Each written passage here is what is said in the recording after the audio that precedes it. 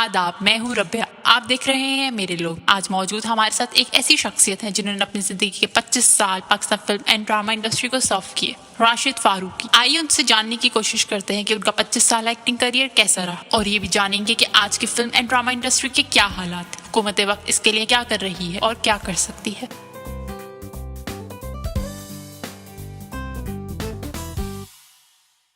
अस्सलामुअलैकुम राशिद साहब, कैसे हैं आप? वालेकुम सलाम। मैं बिल्कुल फिट हूँ। कई सालों से आपको एक्टिंग करते देख रहे हैं, आपकी अदाकारी में मजीद निखार आया है, लेकिन क्या वक्त के साथ इस इंडस्ट्री में भी बेहतरी आई है? क्या अब जो हालात हैं आप उनसे सेटिस्फाई हैं? अच्छा, ये तो मैं समझता हूँ कि इंडस्ट्री ने भी इम्प्रूव किया है, तभी मुझे भी मौके मिले हैं कि बहुत सारी पिछले 25 साल से मैं एक्टिंग के प्रोफेशन से वाबस्ता हूँ और सिर्फ एक्टिंग करता हूँ और उससे अपनी ज़िंदगी गुजारता हूँ। तो यकीनन जिस वक्त मैंने शुरू किया था इतना काम नहीं होता था, कम काम होता था, ये इंडस्ट्री की शक्ल नहीं थी इसकी, लेकिन अब काफ़ी हद तक बेहतर सूरत हाल है, काफ़ी ज़्यादा काम होता है और इससे गुजर बसर हो सकती है एक एक्टर की, जैसे कि मेरी होती है। लेकिन पिछले कुछ दिनों से कोविड की वजह से भी और कुछ इससे पहले कुछ ऐसी चीज़ें हुई, गवर्नमेंट ने ज़रा सख्ती करने की कोशिश की इन प्राइवेट प्रोड्यूसर्स पे जो अपना पैसा इन्वेस्ट करके ड्रामा बनाते थे और उसको बेच के मुनाफा कमाते थे। तो थोड़ा काम हमारा कम हो गया। बहुत सारे प्रोड्यूसर्स ने काम बंद कर दिया, प्रोडक्शन हाउसेस बंद हो गए। पता नहीं उसकी क्या वजह है, मैं इतना ज़्यादा इसमें इन्वॉल्व तो नहीं हूँ, लेकिन मेरा ख़्याल है कि टैक्सेस की वजह से लोगों से पूछा गया कि आपकी आमदनी क्या है, मनी ट्रेल क्या है, कहाँ से पैसे आते हैं, तो ज़ाहिर है बहुत सारे लोगों के पास जवाब नहीं थे, उन्होंने वो काम बंद कर दिया, जिससे कुछ भी नहीं हुआ। सिर्फ जो एक्टर थोड़े से बेहतर नज़र आने लगे थे, अब वो फिर पीछे की तरफ चले गए। लेकिन और फिर कोविड की वजह से 4-5 महीने तो बिल्कुल काम नहीं हुआ। अब थोड़ा काम होना शुरू हुआ है, लेकिन बहुत SOPs को देख के और सारी चीज़ों को देख के काम होता है, अभी भी लिमिटेड है, कम काम होता है। तो हम लोग कोई बहुत अच्छी हालतों में नहीं होते, ज़ाहिर है काम से ही जुड़े हुए हैं, लेकिन यकीनन इस काम ने एक इंडस्ट्री की शक्ल तो इख्तियार कर ली है। चैनल ज़्यादा हो गए तो चैनल का पेट भरने के लिए बहुत सारा सॉफ्टवेयर बनता है, उसमें हमें काम मिलता है। जैसे कि आपने कहा पहले काम कम होता था, अब बहुत ज़्यादा हो रहा है, लेकिन क्या आपको ऐसा नहीं लगता मेयार कॉम्प्रोमाइज़ हो गया? तो उसकी वजह आपकी नज़र में काम का ज़्यादा होना था या कुछ ना तजुर्बेकार लोग आ गए थे? आज भी हमें पुराने ड्रामे तो याद रहते हैं, लेकिन नया कंटेंट हमें इतना मुतासिर नहीं करता। अच्छा, मुझे ऐसा लगता है कि हुआ ये कि जब हमने काम ज़्यादा करने की कोशिश की तो ज़ाहिर है गैर तजुर्बेकार अफराद हमें शामिल हुए। दूसरा, हमारे अंदर इन्फ्लुएंस भी हुआ बहुत सारी चीज़ों का। जैसे अब पहले हमें कंट्रोल करता था या जो हमें कास्ट करता था वो प्रोड्यूसर होता था और वो एक डिग्री लेकर आता था और फिर वो काम शुरू करता था। अब एक मार्केटिंग एजेंसी का एक आदमी सारी पॉलिसी बनाता है और वो उसको कास्ट करने की तरफ उसकी ज़्यादा तवज्जो होती है, जिसके इंस्टाग्राम पे फॉलोवर ज़्यादा हों, जो कमर्शियली फेस वैल्यू रखता हो, तो इस वजह से शायद काम कॉम्प्रोमाइज़ हुआ।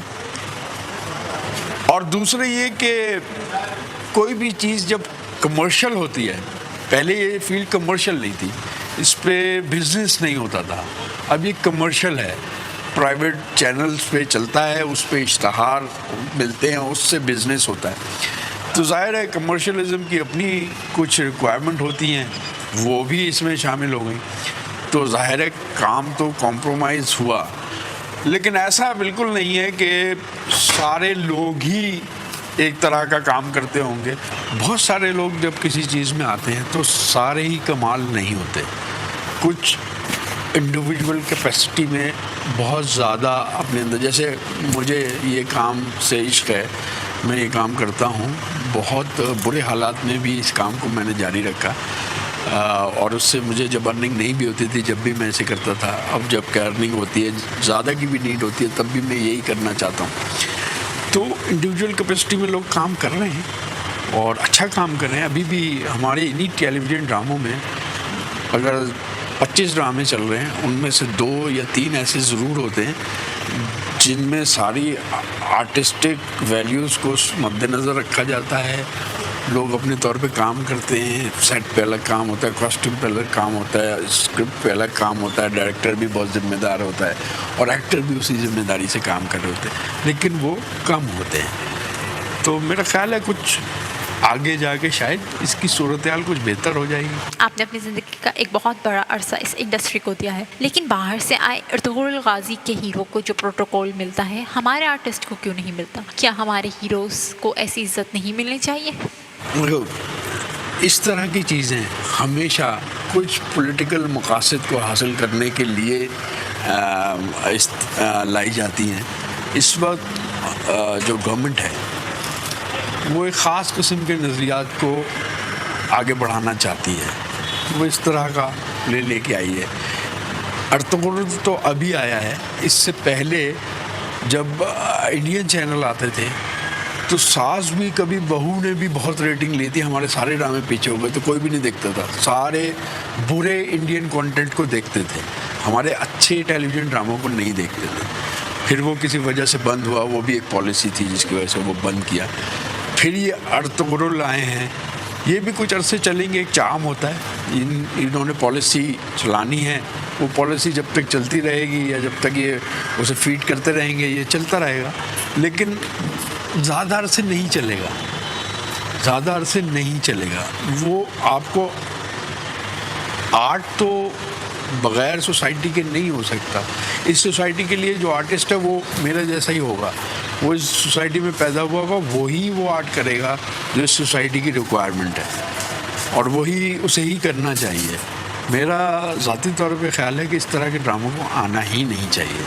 اگر آنا چاہیے تو جتنی تعداد اس کی مقرر کی گئی, جس تناسب سے, اگر 10% یا 5% ہے اس کا تناسب ہونا چاہیے تو اتنا ہی ہونا چاہیے, اور اس کو سختی سے, کیونکہ میں سمجھتا ہوں میں ٹیکس دیتا ہوں, میں اپنے چیک پہ ٹیکس دے رہا ہوں, تو مجھے ساری فیسلٹیز ملنی چاہیے. جو آدمی جو اس گورنمنٹ کو ٹیکس نہیں دے رہا اس سے کیوں پروموٹ کیا جا رہا ہے؟ اسے نہیں پروموٹ کرنا چاہیے. لیکن ایک آدھ کی حد تک تو ٹھیک ہے کہ وہ اس طرح کی سیریل تھی اسلامی اقدار پہ, مطلب اسے ایک جنگجو مسلمان کو پورٹری کیا, تو ہم شاید اس پالیسی کو آگے بڑھانا چاہتے ہیں کہ ہمارے یہاں کا جو مسلمان ہے وہ جنگجو ہے, وہ سب کو مار دے گا اور پتہ نہیں کیا ہو جائے گا. تو اس پالیسی کو بھی مسلمان کی وہ شکل دکھانی چاہیے جو بہت ہمبل ہے, جو بہت پیار کرنے والا ہے, جو لوگوں کا خیال رکھتا ہے.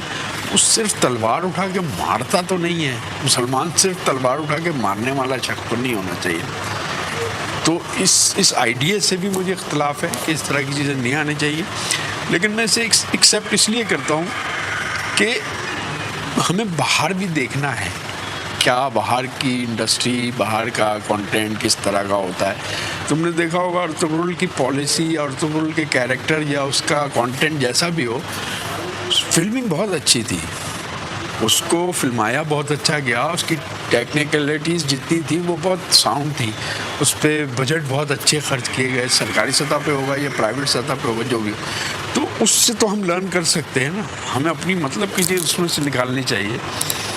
تو اس سطح پہ بہتر ہم انگریزی فلمیں بھی دیکھتے ہیں, بہت اس سے بھی ہم بہت لرن کرتے ہیں, ہم انڈین فلمیں بھی دیکھتے ہیں, ان سے بھی ہم لرن.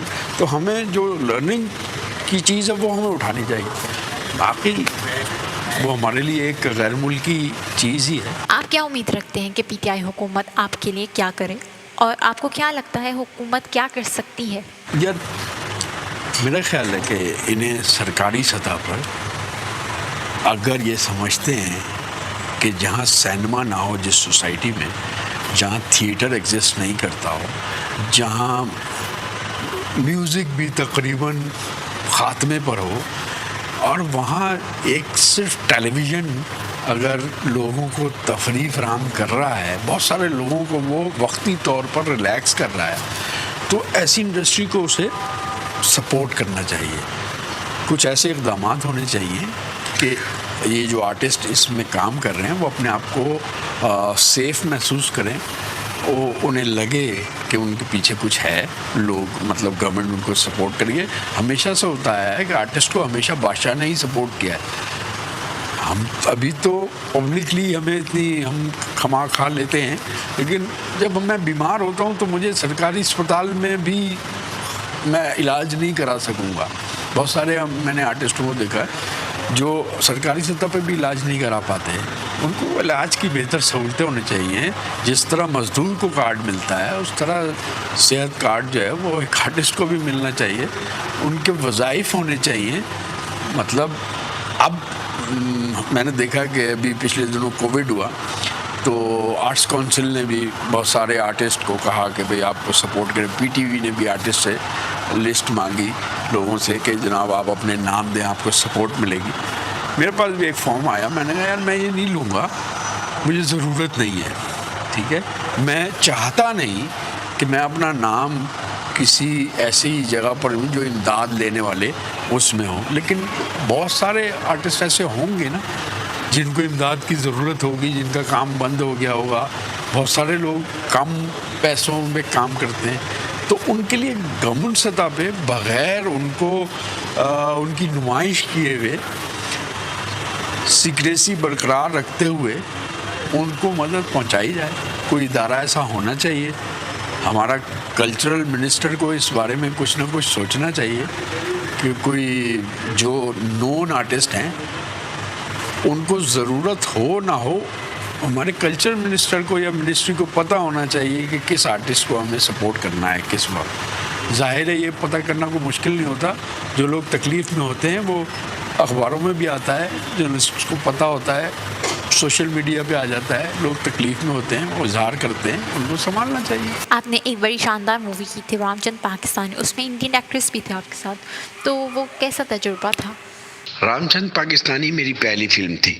اس میں ایک بڑی اداکارہ کے ساتھ مجھے کام کرنا تھا جو کہ میری وائف کا کیریکٹر کر رہی تھی نندتا داس.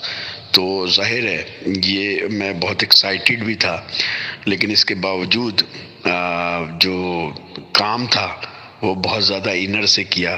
بہت انرجی محسوس کی اپنے آپ میں نے. اس کے علاوہ پوری ٹیم، مہرین جبار سمیت جو کرو تھا اور جو ہمارے باقی کا ٹیکنیکل اسٹاف تھا، سب لوگ اپنی پوری توانائیوں کے ساتھ اس میں کام کر رہے تھے. وہ فلم چلی، لوگوں نے پسند کیا، اس کے ہمیں ایوارڈ ملے. مجھے 2 ایوارڈ ملے اس پہ. ایک سارک فلم فیسٹیول میں بیسٹ ایکٹر کا ایوارڈ ملا، ایک کارا فلم فیسٹیول میں بیسٹ ایکٹر کا ایوارڈ ملا. لیکن یہ میری زندگی کا ایک خوبصورت ترین ایکسپیرینس تھا. ایک ایسا کیریکٹر پلے کیا جس سے میں تعلق نہیں رکھتا تھا، میرے کلچرلی مجھ سے دور تھا، لینگویج بھی میری مختلف تھی. پھر مجھے اس میں وزن کم کرنا بھی تھا کیونکہ تھر کے لوگ جو ہیں وہ زیادہ موٹے یا چربی چڑھے ہوئے نہیں ہوتے ہیں.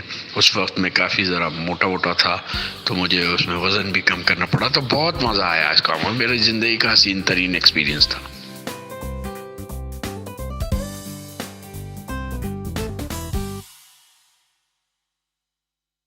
امید کرتی ہوں کہ آپ کو انٹرویو بھی پسند آیا ہوگا. اپنا فیڈ بیک اور کمنٹس ضرور شیئر کیجیے. دیکھتے رہیے میرے لوگ.